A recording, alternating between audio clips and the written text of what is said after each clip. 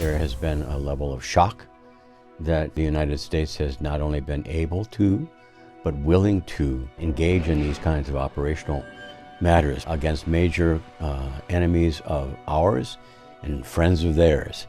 What do the U.S. decapitation strikes on Iran mean for Xi Jinping and the future of the Chinese regime? They are perfectly happy to take advantage of forces in the world that are adamantly opposed to the United States and use them to their advantage and to keep the eyes off of the problems in East Asia. Today I sit down with eminent China scholar Robert Suettinger, a former CIA and State Department intelligence analyst and author of The Conscience of the Party, Hu Yaobang, China's Communist Reformer. And the silence from all those military commands has been deafening. There is a great deal of stress about what is it that Xi Jinping really wants us to do. Why is Xi Jinping purging his own military leadership? And what does this reveal about the People's Liberation Army? The system is actually more fragile than it looks. It is brittle. And when it breaks, it tends to break hard. This is American Thought Leaders, and I'm Yanya Kellick.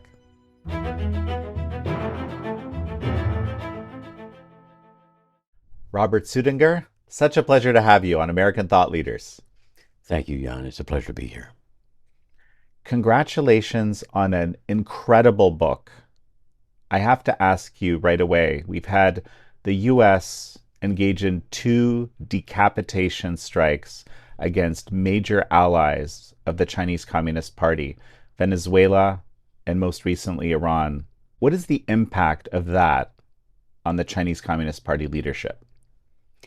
I think it's probably a matter of considerable concern and discussion and worry that that they maybe have been wrong about Trump all along, and that there is more to his policies than they had given him credit for. I think that there has been a level of shock that the United States has not only been able to, but willing to engage in these kinds of operational matters, military on-the-ground matters, against major enemies of ours and friends of theirs, that has probably provided them with a lot of cause for concern. What they're going to do about it, I think, is very difficult to say, but it is going to be a major topic of conversation in the hallways at the National People's Congress, in the back rooms of Zhongnanhai, and certainly in the discussions that go on within China. Very great concern. Between these two countries, it's about 25 to 30% of China's oil imports. Seems kind of like a potential sea change to their reality, and they need that energy badly. That's true. I mean, I think they can probably make up a good deal of it from Russia, and I'm certain that the Russians are going to be happy to have the opportunity to be able to provide that oil, because it's been decreasing, I think, in terms of their own income. So that will be something that will maybe breathe new life into a relationship that seems to have been fading in the last few months, as the war has continued to drag on, as Wang Yi, the foreign minister of China, has met with Ukrainian officials and talked about improving relations. I think Russia has been quite unhappy, or Putin has been quite unhappy. So I think there will be some conversations that will go on.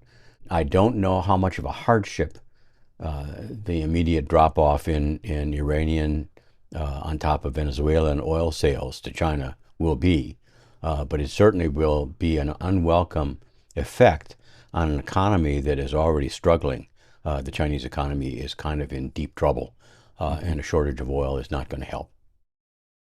Hey everyone, I'm going to be trying to get some more sponsors for American Thought Leaders, and the reason is I want to try to get it on more of the non-paywall platforms where we'll use the sponsors to kind of support the show.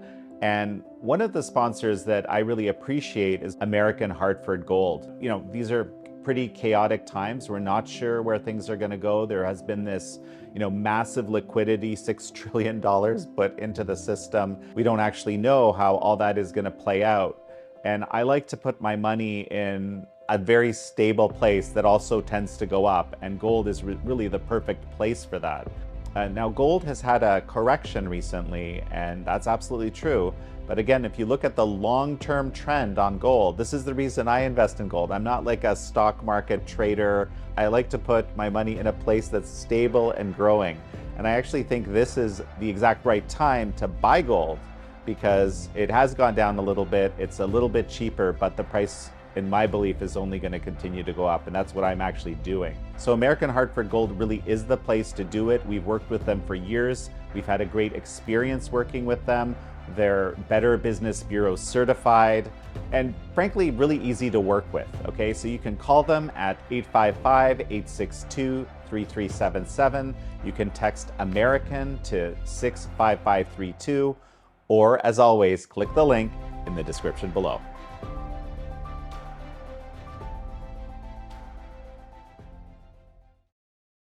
Well, I can't help but notice that, China hasn't been particularly supportive in really any meaningful way since these strikes to these two, ostensibly important allies. I mean, they're still delivering, I think, to Iran some of their weapons of war and things like this, but there hasn't been a sea change. There hasn't been really any meaningful support that I can see or change in that.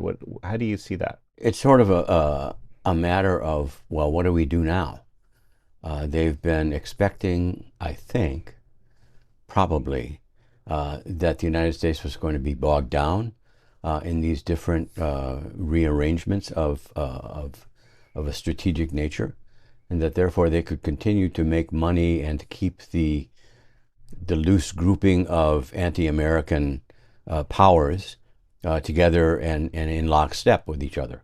Now it's become quite apparent that that isn't going to work anymore, that Iran cannot be expected to provide support to Hamas and Hezbollah and some of these other troublemakers in the Gulf, and that certainly the Venezuelan oil situation is going to be a change in how they go about their policies in South America and Central America. So they've got to do some rethinking. And at this point, it's hard to know who's going to be involved in that process. Wang Yi has been there forever. I don't think he's had a new idea in quite a long time. Xi Jinping is distracted by his own problems, probably, and doesn't necessarily have a key in his own ideology as to what do we do now against an America that suddenly looks stronger and more competent. There are going to be some deep conversations, I'm sure, in Beijing about how to handle this. One more thing about Iran. I've argued for years that part of the CCP's kind of, I would call it, utilitarian usage of Iran, okay, has been to distract America, to keep the American gaze on the Middle East and the instability there and the problems over there, as opposed to casting that gaze towards the Pacific and actually dealing with their biggest adversary. Your thoughts? I agree with that entirely. I started working in the White House when there were great concerns about the shipment of weapons of mass destruction and various kinds of steel, miraging steel or something like that, that was going to Iran at very sensitive times. And so this has been a concern of theirs all along. They've been happy to rearm Iran, and there was concern, I think maybe a very strong concern in the United States government about what kinds of missiles are going to be provided to Iran that they could use in local conflicts. We haven't seen any of that stuff that are sort of the things of nightmares, but it's got to be a concern for everybody. So they are perfectly happy to take advantage of forces in the world that are adamantly opposed to the United States and use them to their advantage, and to keep the eyes off of the problems in East Asia that are, of course, of more immediate concern to them. Mm-hmm. You mentioned Xi Jinping's problems, and this is something that we've written and opined about a lot at the Epoch Times. Xi has recently purged the top military brass. There's only 2 out of 7 left in the leadership, and one of them is him, which is, just kind of a shocking change I think unprecedented in the history of the CCP. And you're someone who could actually opine on this. I think unprecedented in the history of the CCP change. So, what are Xi Jinping's problems in your view? Well, his immediate problem, and probably his most serious problem, is really one of how does one from the position of chairman of the Central Military Commission seize more careful control of the operations and movements of the People's Liberation Army. And they had a system that was in place that did that when they had 7 people on the Central Military Commission and they covered all the bases. Now it's down to 2, and the one that is the other one, and there's neither of the people that are at the head of the Central Military Commission now, either Xi Jinping or Jiang Shengmin, who is the surviving vice chairman, are really combat commanders. So if they're going to engage in any kind of kinetic military activity, they're going to have some people in there who know more about it than those 2 guys do. So it's a handicap. I don't think it's an impediment to taking action if they see the absolute need to do so. But it's a roadblock. It's a problem, and it's part of Xi Jinping's persona that is somehow or another now incomplete. The Chinese have a term called shi, which is a sort of a military bearing, military power, military influence, all of them rolled into one word. And when you become locked in these kinds of battles as to who's in charge of whom and who gets to appoint whom, it doesn't add to your overall levels of power. So he is now needing to come back if he is to regain his former stature within the People's Liberation Army. He's going to have to come back and get them to be more obedient and more responsive to his command. And right now, there seems to be, I mean, they've given out an order after the purges of the 2 generals in January. They put out an order, public order, saying all military units must respond by supporting the military commission's action with respect to these 2 generals and supporting the notion that Xi Jinping is the core and that he is the head of the chairman of the military commission and always should be. And the silence from all those military commands has been deafening and has been noticed by everybody. The military is just sort of sitting back and saying, well, it's what else you got? How are we doing here?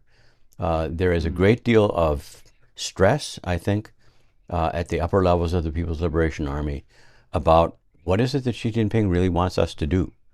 Our duty is to support the party, to support the people, and to preserve our national security.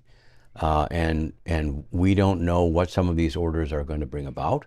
And we want to wait and see until we're more confident that Xi Jinping is actually fully in control of himself as well as of the military chain of command before we sort of lean forward and say, "Oh yeah, boss, that's a good idea. Let's do that." So there's a level of distrust on both sides that is interesting. But some people describe Xi Jinping as the paramount leader, and you're talking about some kind of crisis of confidence. That is, well, from everything I guess we even both know about the Chinese Communist Party, that is a very difficult situation for them, I think. Well, it brings up the question of how is control exercised, and how is power exercised within that system. And that's not an easy question to answer because we simply don't. Certainly from outside, I used to be inside the government, but even then we didn't know. When the chairman of the military commission wants an order obeyed, how does he get that done? I mean, I'm certain there's an expectation that he can just turn to one of his vice chairmen and say, "Do this, do that, purge them, or move this unit over there." But somehow or another, that system doesn't seem to be working very well. There are military units that seem to be operating somewhat independently, and there are commands that have been given to the military that have been disobeyed. I mean, the Jiefang Junbao, the People's Liberation Army Daily, made very clear it is the response expected of every military unit to say, yes, it was right to arrest those 2 generals. Hasn't happened. And that comes down to a perception on the part of some people that these are that there's disobedience within the military high command. And that messaging is so important to how this whole system functions. You know, this is something actually you talk about in your incredible book. Of course, your book is about Hu Yaobang, and I'm going to get you in a moment to explain to me who he was, because I think many people watching might not even know. Fascinating character. But you describe in there the nature of his purge, okay, and how the party elders in the process of purging him broke a lot of these, let's call them unwritten rules of how things work, right? And this, you brought some very interesting new material into this, into the whole picture that, you know, I wasn't remotely aware of. But it reminded me of, you know, our own analysis of what Xi Jinping has done recently through his purges, breaking all sorts of unwritten rules, and in a sense, isolating himself. Like, basically, no one really knows what he's going to do next. I mean, that's the sense that's our analysis, right? Is there some sort of comparison to be made here? Well, certainly so. Mm-hmm. I mean, the regime has always been, since the time of Mao, based upon power, personal power. It has rules and regulations, it has protocols, it has operational methodologies, and so forth. But at the end of the proverbial day, it's about who has power and how he exercises it. Mao did it in some ways. Mao used ideology, he used his personal charisma, he used skullduggery and plotting, and he used Kangsheng, for example, as his Beria, as his dark force that he used to get the goods on everybody. All of those are still in play, and Xi Jinping is happy to use And them. just please clarify, what is the dark force exactly? The dark force is nobody's safe. Mm-hmm. If I dislike you and I take it into my mind that you aren't helpful to the cause, you're going to disappear. And Mm-hmm. even Mao, he was not as free with using those kinds of mechanisms as Xi Jinping seems to think he can. I mean, he arrested Zhang Youxia and Liu Zhenli using non-military party-run and government-run forces. These are the two generals that were recently arrested, top military Top commission. Just for, military, again, yeah. for the benefit of our viewers, Sure, please continue. sure. Yeah. And both of them were very influential and were, as far as we could tell, fairly popular with the troops. And it had to be Xi Jinping that gave the order, probably through Tsai Chi, who is his Kangsheng, in some ways, as being the guy that is in charge of the secret police. And it was the secret police in the Ministry of Public Security and in the party's general office that, according to the information that has become available through the rumor mill, shall we say, that did that arrest. It wasn't the military police. It wasn't the Central Discipline Inspection Commission, Central Military Discipline Inspection Commission, but it was people that Xi Jinping knew he could depend upon to get the job done cleanly and clean and get them off the stage. So they've disappeared and they've been gone for a month. No word has been heard of them. There was a rumor that indicated that a lot of people thought they'd already been killed. The regime has gone to some lengths to dispel that rumor, but it's still out there. So she has taken some fairly drastic steps to correct his image problem. Unfortunately for him, those steps have not seemed to work. That he is not. There's not this overwhelming support. Oh, Chairman Xi, you're the wonderful man. We're so happy that you're in charge of us. Everybody's just sort of sitting back and saying, "Well, what are you going to do next?" I liked how you said the silence was deafening, because that silence is, you know, unbelievably important messaging that might be not noticed by someone who's not initiated into how the system works. And this is something, actually, you know, reading your book, it gave me a newfound appreciation for your own understanding of how the mind of the CCP, like how this whole, I'll just say, twisted system actually works, right? Because I think this is lost on a lot of people. Another thing I wanted to mention, as you were talking about the rumor mill, right, is the unbelievable value of, let's call it, the Chinese diaspora YouTube, or just basically all sorts of pundits, really, because everything that officially comes out from China is propaganda, Hmm. whether it's statistics or anything. Like, I think, hopefully most of our viewers are completely aware of that aspect.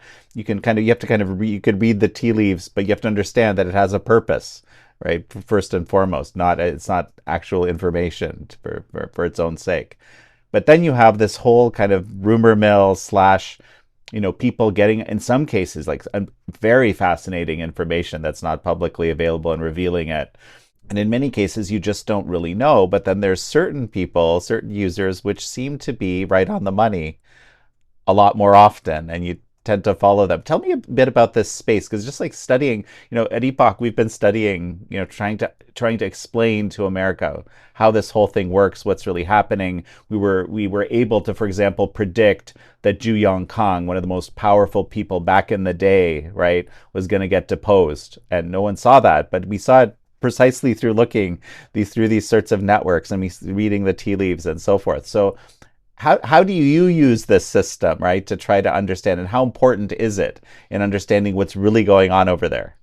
Well, I have, even going back to my days as a government analyst, Hmm. I found it very useful to kind of keep some feelers out, to hear what's called the 小道消息, the small alleyway gossip. Hmm.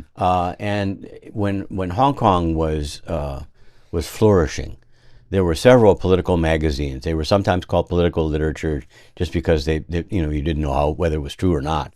But they sometimes had some fairly fantastic stories. But other times, they had it right.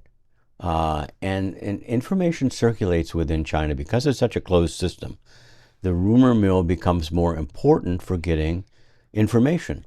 And even among some of the things that I discovered as I was doing my research was that even inside the system, the people that were supposedly at the center didn't really know what was going on, and were not aware of some of the things that actually turned out happening to them. So it's a system that prizes its secretiveness. It's a system that relies on control of information, in order to control people. So when you have these diaspora media, they are able to find sources that are willing to talk. And what kinds of controls they exercise over them, what kinds of verification methodologies they use, I don't know. And I evaluate this information on the basis of whether or not it makes sense from what I know from elsewhere. Hmm. I mean, we can read the People's Daily every day, and we can see that there was a Politburo meeting, and we can get the kind of the on the ground pictures of people sitting there, ramrod straight and listening to Xi Jinping mumble on. Uh, but what actually was happening there might come from somebody who got a report from inside. Is it reliable? Do you want to go to the president and say, here's what's going on in China, boss, I know what's going on? No. But does it matter? Yes. Hmm. And one of the reasons that it matters is because it's now more widely received inside the PRC than it used to be. The Great Firewall is in some ways a myth, and is certainly not without holes, or without leaks. And so I think people taking advantage of that to try and find out, well, what does this really mean?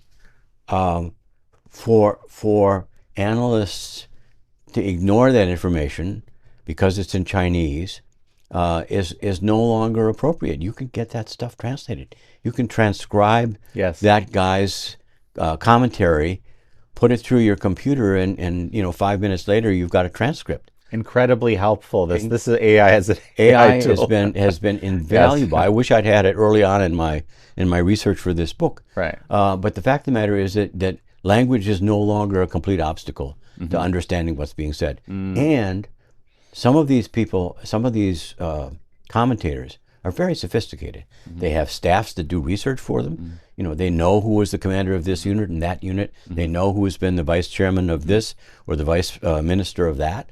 And they bring that to bear on their analysis, and it gives it a certain degree of credibility that it might not otherwise have. These are just not rumors that somebody picked up out of the street or made up with an AI, program. They are information that needs to be better understood. I wish I could get somebody to do more studies of that stuff, but X.com has now become a gold mine for information about China because many people inside the PRC are using it to post their opinions. And those opinions are of value, and we need to pay attention. Two things. I'm going to definitely ask you about the firewall being a myth. I don't believe it's a myth because I know we use firewall busting technology to painstakingly help Chinese kind of read epoch and frankly just the general internet at all. But I'm going to get your comment on that. But just as a little shout out, one of these commentators, as an example that we both discussed before we started today, was Lay's Real Talk. This is one that's also, you said you're getting more interested in that channel. I'm also getting more interested in that channel. She's done some great analysis. She does, right? That's just kind of an example of the type of I guess we'd call it, right, diaspora. There are too many people, I think.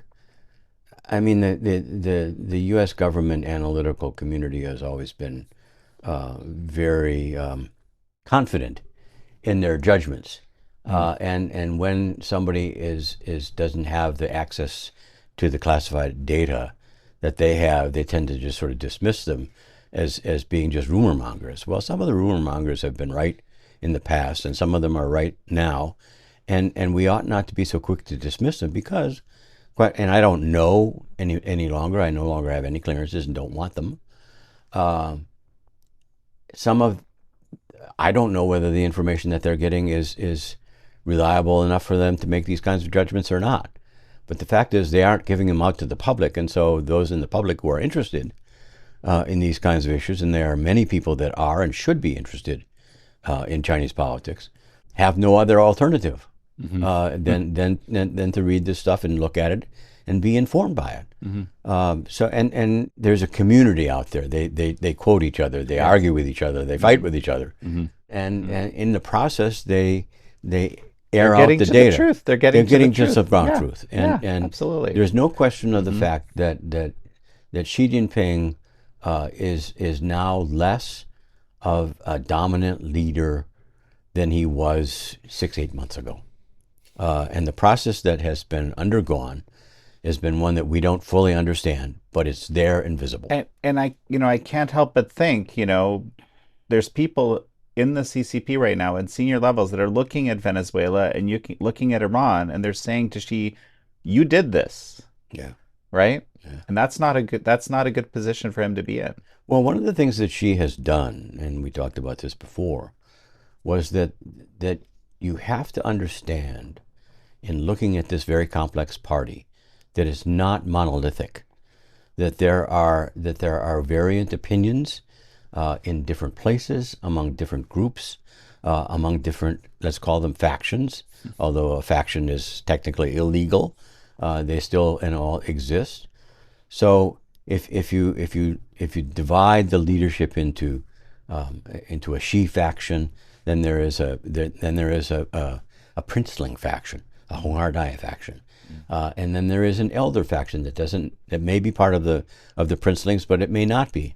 There's a Shanghai group, there's a Shandong group, there's a Shanxi group, and they don't all like each other, and they don't all agree that Xi Jinping is the best thing that's ever happened to China. So they conspire and they plot amongst themselves, and when there's an opportunity to stick a knife in somebody's back, oh, what? Oh, did I do that? And the answer is yes. They don't all believe that Marxism, Leninism is and always will be what Xi Jinping says it is. So it is a leadership that has historically, and I demonstrate this, I think, in the book, that it has been, what's the word, vociferous. It is prone to fissures and factions and breaks, and always has been. Mao had problems with this. Deng Xiaoping had problems with this. Mhm. Xi Jinping has problems with it. We just haven't been paying attention to them because it Mm, looked like he beat them, and he mm, hasn't. mm. Absolutely fascinating. And just two thoughts about this, about your view of the Great Firewall, because I can tell you it's not a myth. No, no, Yeah. I don't. If I meant to convey that it is, Hmm. that was a mistake. Hmm. It's there and it's powerful, Hmm. but it's breaking down, Right. and technology is helping to break it down. Right. There are ways to get through it, and I don't know them because I don't have to do this. But I think that information is getting out, and it is reliable information. It is information we should pay attention to, Yeah. because it people are going to great lengths and great risk Right. in some cases to get that information out. It's something that I think a lot about because, we've been using these various tools to help Chinese basically hop that firewall for decades now. Basically since it was stood up in the first place, essentially, and we were big enough to do that. But we also have traffic that comes from outside the firewall. Kind of to your point, there's some I would we interpret this as being, people that are above the firewall, too important to be subject to it in mass quantities, actually coming to read the Epoch Times in Chinese, which I find fascinating. Of course, it also makes perfect sense given everything we've just been talking about. They can't even trust their own information, right? So sometimes it's extremely helpful to go outside and see what everybody else is thinking outside, what was leaked, to us or to perhaps some diaspora pundit or whatever, right? So it's that itself is a fascinating issue. Um, and just on the topic of propaganda, and I don't want to belabor it too much, one of the things that really comes through in your book to me is the incredible importance of propaganda as, I guess, a central feature of how this whole system functions, right? The censorship is one side, the propaganda is the other side, but the information control is, I don't know, paramount, right? Well, my wife and I have been preaching about the four pillars of power in the PRC, and propaganda is probably the one that's the most important, because it not only affects China's domestic policies and controls, but it also affects their foreign policy. They want the foreigners to be more pliable. They want them to be better aware of how powerful they are and how significant their ideas are.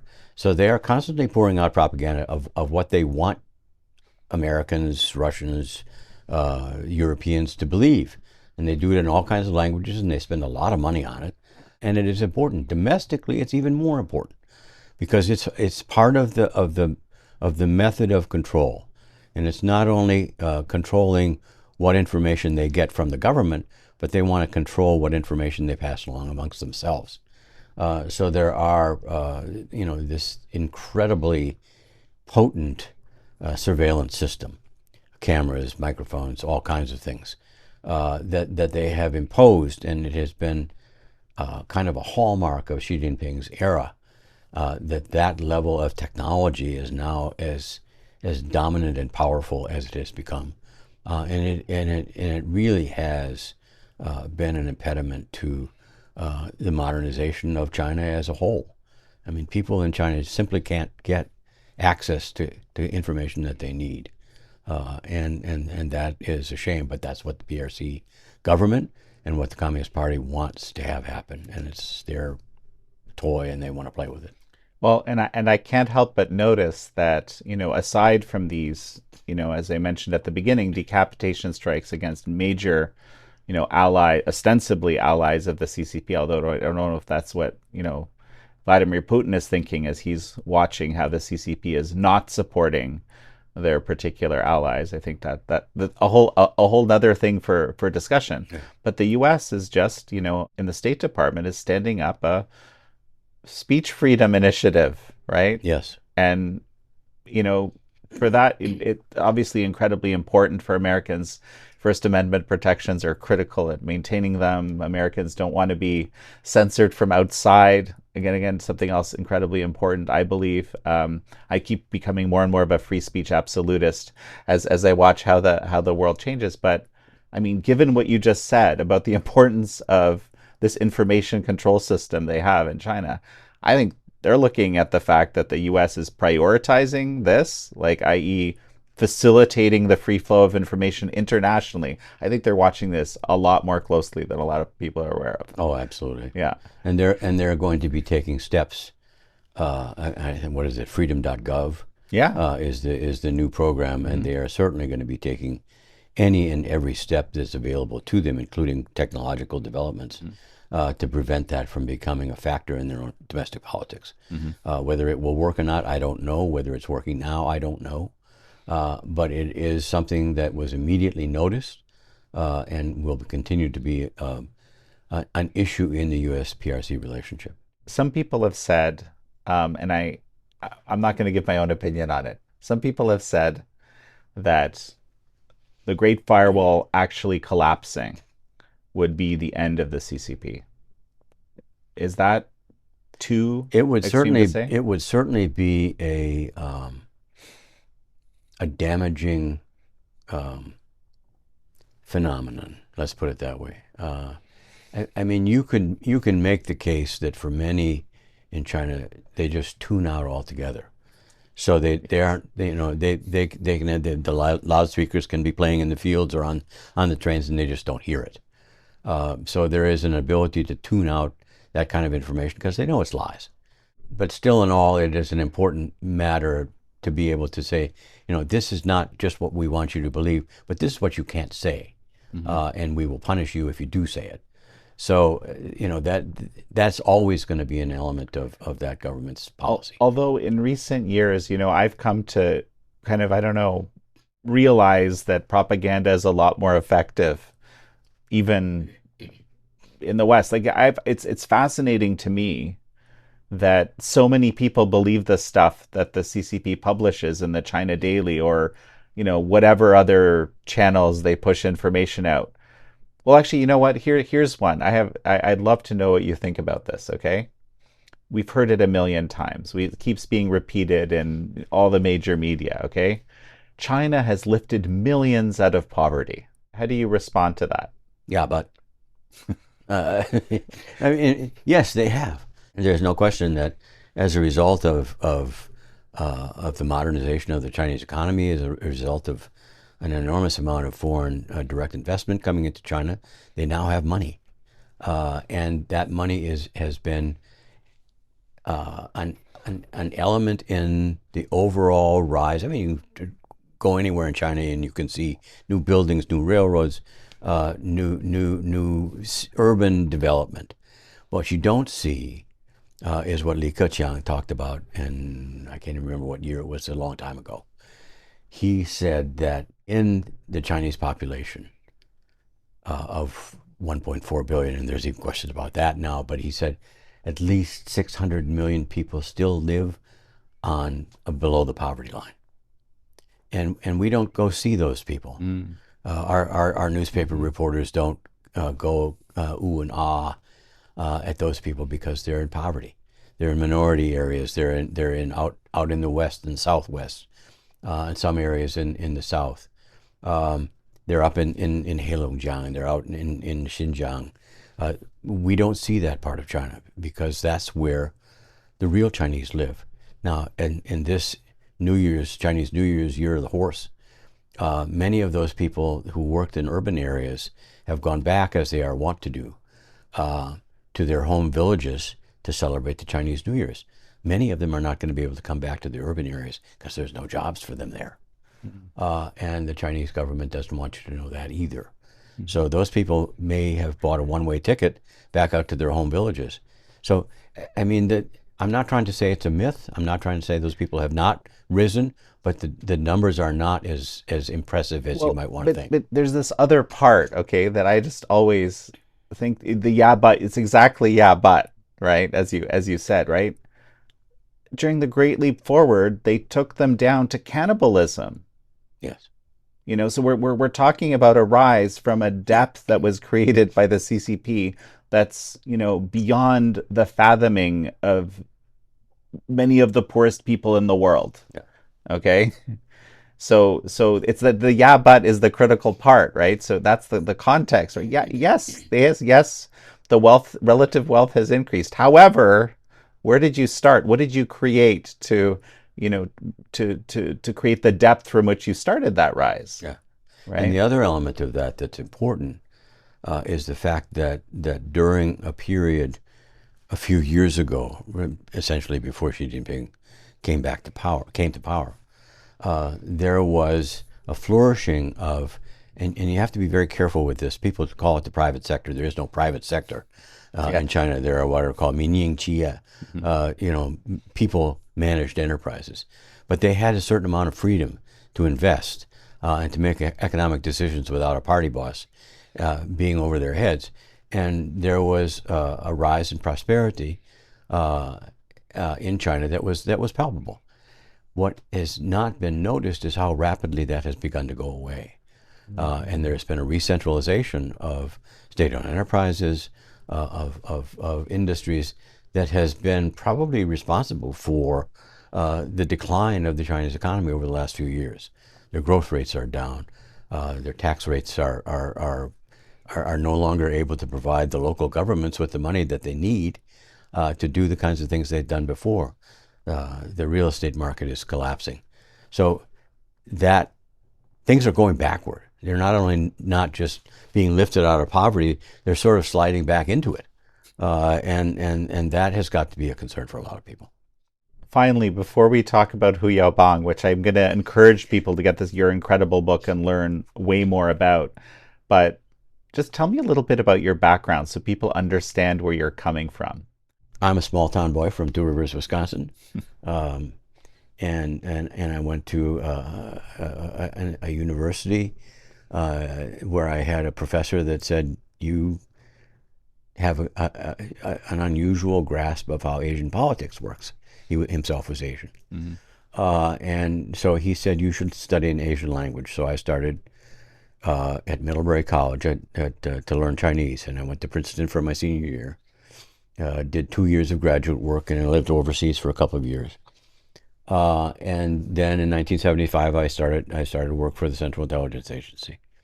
And I found there, as an analyst, I wasn't really an operative. I found a level of um, intensive and in-depth research that was challenging and fun and interesting, and the people that were attracted to it were really high caliber, interesting people, and it was fun to work there.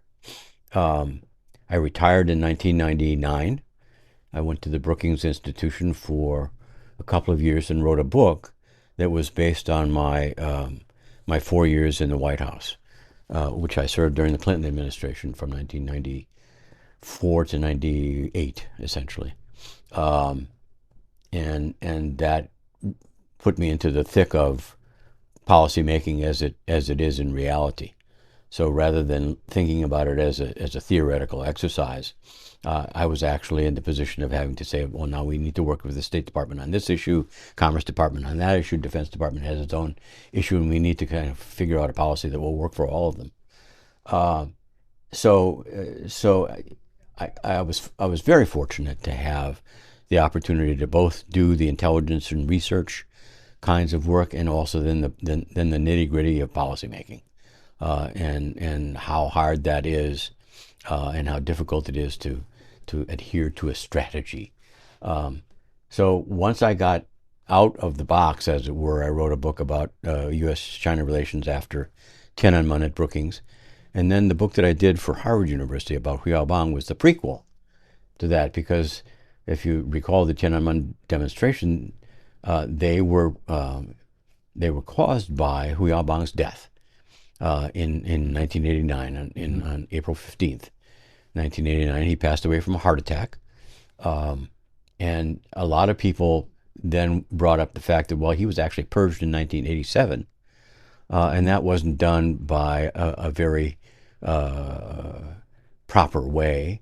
Mhm. And so I sort of got interested in that didn't go on a deep dive for the Tiananmen book, but once I got the resources from the Smith Richardson Foundation to do a research on Huiyaobang, I did get to do that, and I did a lot of research on the Chinese internet, bought a bunch of books, and found Huiyaobang to be not only an interesting fellow in his own right as a poor boy made good, I mean, Huiyaobang was 5 feet tall and weighed 110 pounds at top.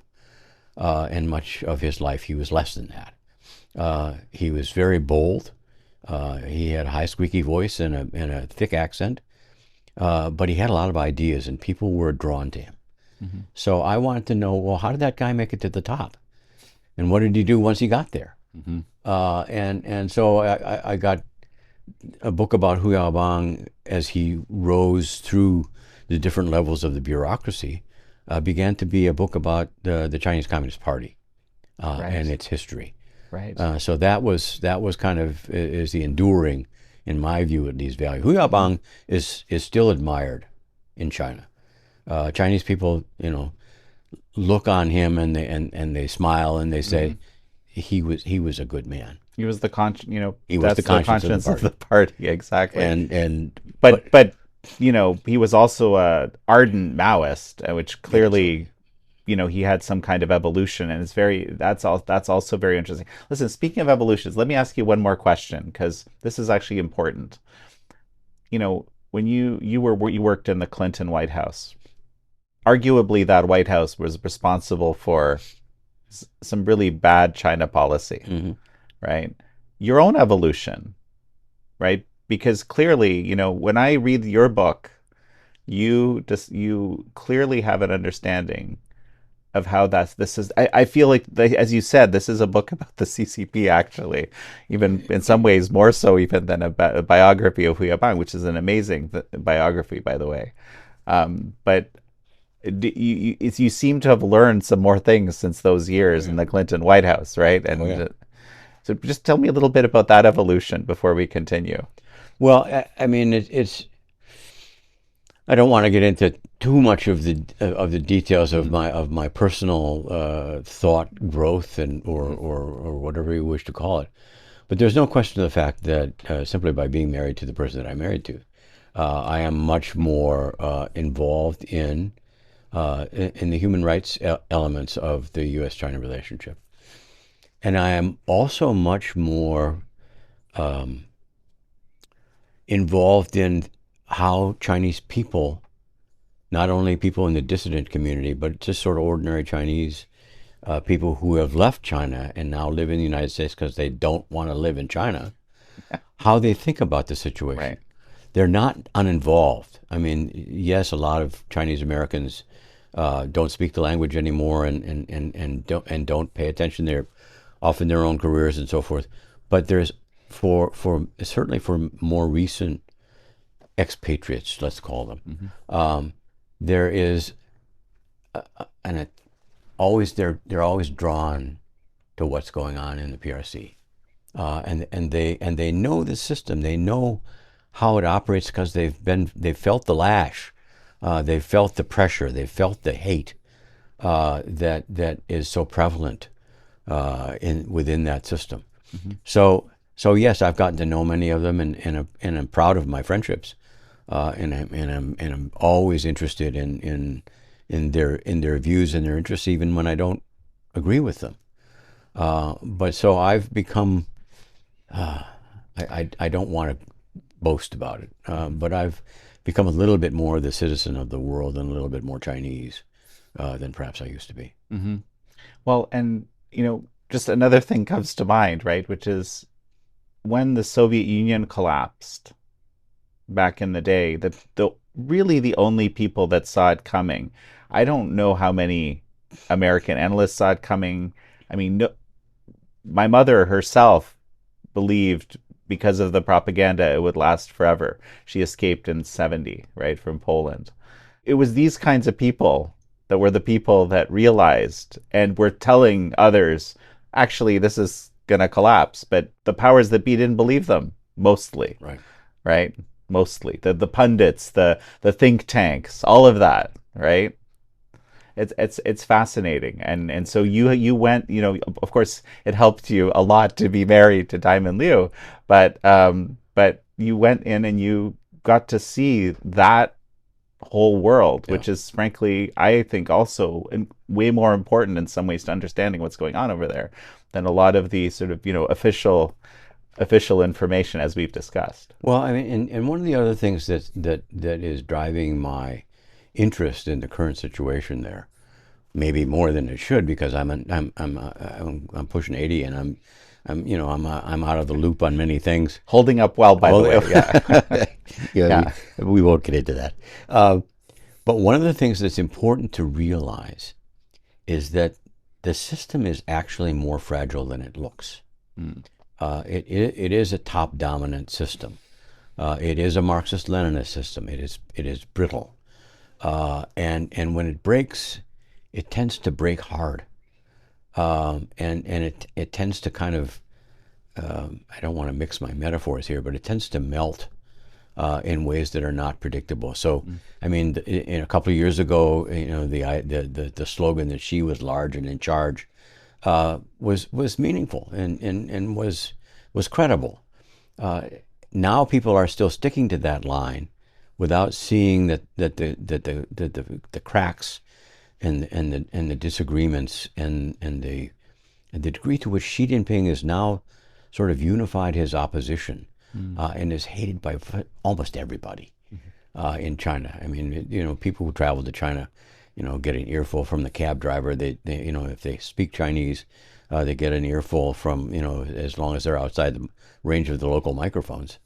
Um, People know that the Chinese people are very unhappy, that their wealth opportunities are disappearing.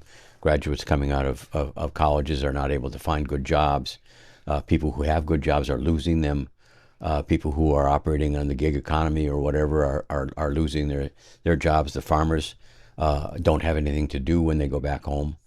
There's a lot of dissatisfaction. Mm. And I think the cracks in the system are beginning to be more evident. Could it collapse? I don't know. I Mm. mean, that gets you into a level of Sure. theoretical political physics that I don't Sure. that I don't appreciate and don't operate at. But, it's just hard to imagine a scenario where Xi Jinping remains the boss for long because, things are not going his way at all. Well, one of the things that Yeah. I would call on people if they read this book to focus on is the treatment of Hua Guofeng, Mm. who was the chosen successor of Mao Zedong.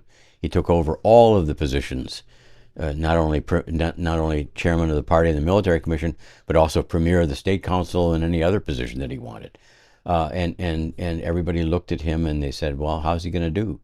And after 4 years after Mao died, he was essentially hung up to dry. Guakung, as it's sometimes used in the Chinese. He was allowed to stay on the standing committee, but he no longer had any power. Same Mm-hmm. thing happened to Hu Yaobang. Mm-hmm. So these They kind of systems, shelved him. they put him on the Yeah. shelf, Mm-hmm. and Hua Guofeng refused to cooperate. Hu Yaobang, tried to be a good soldier, and to prove that there was no malice on his part, although I'm sure there was. Um, but he simply had nothing to do. Mm-hmm. So he wandered around the countryside and did calligraphy and did poetry and stuff like that. But I mean, people say he died of a broken heart, and I don't disagree with that. His heart was a problem because he smoked several packs of cigarettes every day. But he died at 74, I think, or not quite 74. We're not going to get into the book a ton because we've just, I think, talked for probably an hour already about other things.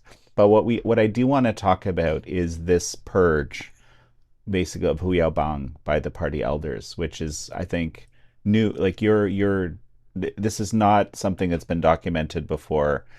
In the rigor that you seem to have, if you can just explain what happened, because I feel like it's also illustrative of some of the realities of the party. One of the things that I think it illustrates is that political struggle, and everybody says, "Oh, struggle for power, that's just a metaphor, and it doesn't really mean anything." Oh, it means a lot. Hmm. because at almost every point in his career, even within the youth league, he was subjected to struggle, political struggle by people who wanted him out of the way. And What does that look like? Like we hear this term, right? But what is that, well, what it looks right? like, what it consists of is snide criticism in this meeting or that, or articles in the newspaper that say, well, there's this phenomenon going on, and we don't know why it's happening, but there must be a problem at the top. I mean, there's all kinds of ways, and the details really matter a lot. Mm. And when But it's just like this criticism, like ardent, hard, sny, side, front, back. Well, one Crit- of one of the things that Hui Yaobang tried to convince people not to do was political struggle in the old Mao fashion, mm. and he had a list of four no's, and I hope I can remember them. No putting on hats, which means no labeling people. In the 50s, and certainly in the Cultural Revolution, you could be purged, put in jail, and even killed by having a label put on you. Oh, he's a right opportunist, or he's a right deviationist, or Mm. whatever the current slogan of the day was. All you had to do was to have somebody accuse you of that, and you were out. It was all too simple. So that was one of the things. No pulling on pigtails. No fastening on somebody's idiosyncrasies. And Hu Yaobang was in his early life. He had a stutter, and other people would have things that could be taken advantage of. Well, he likes to look at the young girls or whatever. Uh, so that was number two. No beating with sticks, which basically means no beating. And Hu Yaobang, of course, was beaten a lot Right. during the Cultural He Revolution was, I mean, so many with times. It's just, staves and belts, yeah. and many of those old guys, including some of the elders that came back to get him, were badly beaten. Peng Dehuai, ridiculous. Hmm. And the fourth one was don't bring a satchel full of documents. And what that pertained to was the importance of these investigatory bodies Mm. that were under Kang Sheng and under the general office of the party. He said, "Well, we have a dossier on you, and what we know is that you are really a bad person." But isn't like everything you just described exactly what the CCP always does? Yes, Like, yes, it's just like, and what? and Yeah. Hu Yaobang was one of the first to sort of realize and say, maybe this isn't what we should be doing. Hu Yaobang had a concept of reform that I try to tease out in the book, which is a little bit different from I think what most people think about. Hu Yaobang's fundamental realization about reform was you need to reform if you've made a mistake. Mm. Not that we have a more efficient way to do this, but you need to correct your mistake, and you should own up to it. You should correct it. You should not make it again, and you should not punish the person that pointed it out to you. That was more Hu Yaobang's idea of reform. The elders didn't much care for that because you know the people that attacked them made a mistake. They didn't make mistakes. Right. And so Chen Yun went back to the same old economic policy that he pursued back in the 50s. Mm. Peng Zhen went back to the same ideas about law and order that he had practiced in the 50s. So that wasn't what Hu Yaobang thought should be done. Mm. He And that was the crime, That was the crime.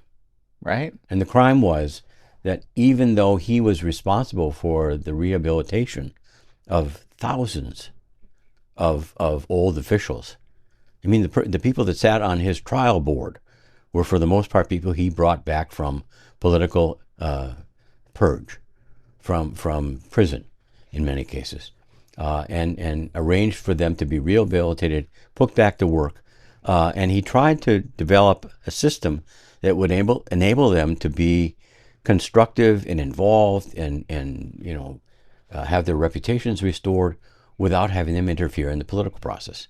But that didn't work. They didn't want to do that. They wanted to be involved, and so they nibbled around the edges, and they criticized among themselves, and they'd whisper campaigns. They said to Chen Yun, "Oh, that Hu Yaobang, he's not doing the right thing." And there was a lot of Western influence that was coming in that these old guys were very uncomfortable with, and they blamed it all on Hu Yaobang.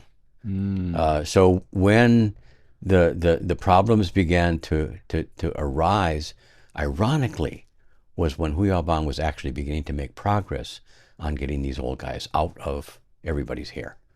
In 1985, he had two major meetings, I can't remember, the fourth plenum and fifth plenum, and a meeting in between in which he arranged for the retirement of something like 130 members of the Central Committee. And that was what they had hoped by having the Central Advisory Committee that would enable the old guys to get out of the way. But they didn't want that. And they turned on him. So, I mean, in a way, Hu Yaobang's purge first was, kind of step one in stopping reform. Of course, that resulted in, his death 2 years later resulted in the student movement, Yeah. which was centered in Tiananmen Square, which was then crushed during the massacre, which was the second, nail in the coffin of reform. Is that accurate? Yes, it is. Okay. Yeah. And I mean, reform never really recovered. I mean, Zhao Ziyang came in 1989 and he tried to do some reforms. And he tried to do them piecemeal. And they didn't work because the agreement within the party center that this was the right thing to do was broken. Not simply by Hu Yaobang's purge, but by the promotion of people like Li Peng and some of these other guys who really wanted to, do away with all these reforms and go back to the way things used to be. And they were very conservative, both in their political ideas and in their Conservative in their communism. That's right. That's right. I know that's a hard Yeah. subject to grasp, but it's Yeah. true. Yeah. And they didn't want reform. We liked it the way it used to be. It's just that some people broke it, and they were mostly kids, and we need to get rid of them. So and then of course this whole notion that came in of a red aristocracy, I think has been probably responsible for most of the deterioration of the Communist Party. That these guys said basically, we won this land, now we're going to run it. We're going to be a ruling party, and then we don't need to worry about our graves being disturbed. So the red princelings have been a political factor of major importance.